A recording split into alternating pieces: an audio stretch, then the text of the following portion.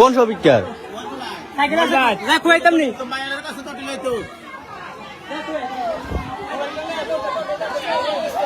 আমাদের চরবংশী 5 নম্বর ওয়ার্ডে একটা বিদ্যুতের তার মসজিদের সামনে ছিঁড়ে গেছে।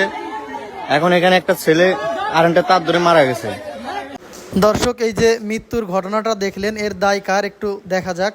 এই যে দপ্তরাদেশটা দেখা যাচ্ছে দর্শক, এই যে দপ্তরাদেশটা দেখতে পাচ্ছেন, এটা বিআরইবি কর্তৃক একটা দপ্তরাদেশ। এখানে স্পষ্টভাবে লেখা আছে যে পল্লী বিদ্যুতের কার্যক্রম সম্পূর্ণ ঠিকাদার এবং ইলেকট্রিশিয়ান দ্বারা পরিচালিত করছে তারা।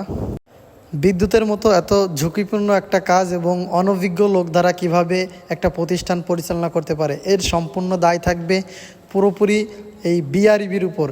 এদের কারণে আজকের এই দুর্ঘটনাটা হয়েছে। আমি সাধারণ মানুষকে বলবো, আপনারা দ্রুত এই বিআরইবির বিরুদ্ধে সোচ্চার হন এবং আপনারা যার যার অবস্থান থেকে প্রতিরোধ গড়ে তুলুন। তা না হলে এরকম মৃত্যুর ঝুঁকি বাড়তে থাকবে।